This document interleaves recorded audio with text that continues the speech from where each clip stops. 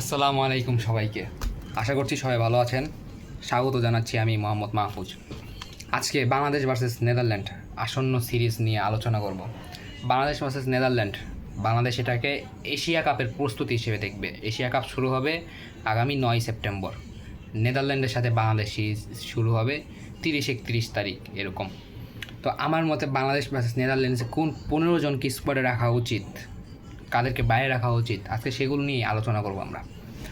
প্রথমে ওপেনিং হিসেবে আমি তানজিদ তামিম, পারভেজ ইমন, সৌম্য সরকার তিনজনকে রাখবো।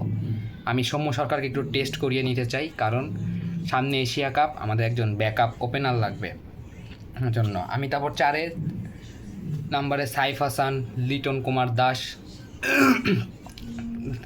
কুমার দাসকে রাখবো। তখন সাইফ হাসান হচ্ছে আমাদের বেস্ট পসিবল ব্যাকআপ আমার কাছে মনে হয়। তিনি মিডল অর্ডারে ব্যাটও করতে পারেন, ওপেনিং ব্যাটও করতে পারেন, এক্সট্রা 2 থেকে 3 ওভার বোলিংও করতে পারেন।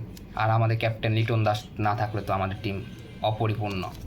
এবং আমি এখানে টেস্টিংয়ের জন্য রাখবো নুরুল হাসান সোহান। আলোচিত নাম, সব ভক্তরাই চান যে নুরুল হাসান সোহান এবার ডাক পাক, কিন্তু আমার মনে হয় যে এবার এই নেদারল্যান্ড সিরিজ দিয়ে নুরুল হাসান সোহানকে টেস্ট করানো উচিত। মাহিদুল ইসলাম অঙ্কনকেও রাখছি আমি।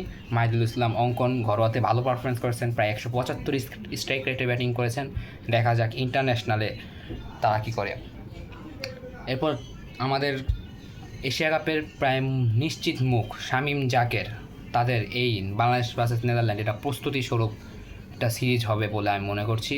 এরপর pace bowling allrounder Mohammad Saifuddin, যথাক্রমে স্পিনার শেখ মেহাদি, নাসুম আহমেদ, রিশাদ, তাসকিন, মুস্তাফিজ, শরীফুল, তানজিম সাকিব, এরা সবাই থাকবে।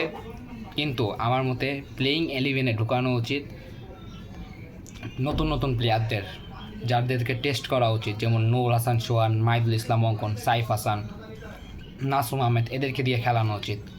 তাহলে মনে হবে যে সিরিজটা আমাদের পক্ষে একটু লাভবান হবে। কিন্তু আমরা যদি পূর্ণ শক্তি দল নিয়ে মাঠে নামি, তাহলে যে লাও সে কতই, আমরা সেই একই রকমভাবেই আগের অবস্থায় ফিরে যাব।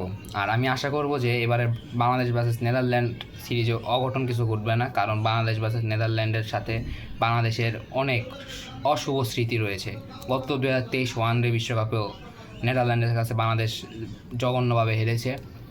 আর আশা করব এবার, যেহেতু মিরপুরের ধান খেতে খেলা হবে না, আশা করব এবার যেন হাই স্কোরিং উইকেট হয়, যাতে 180+ ব্যাটসম্যানরা রান ওঠাতে পারে, স্পিনার পেসারদের জন্য যেন মোটামুটি সহায়তা থাকে, এই আশা করব। কমেন্টে আপনাদের মতামত জানতে চাই, আপনাদের একাদশ, আপনাদের স্কোয়াড সম্পর্কে।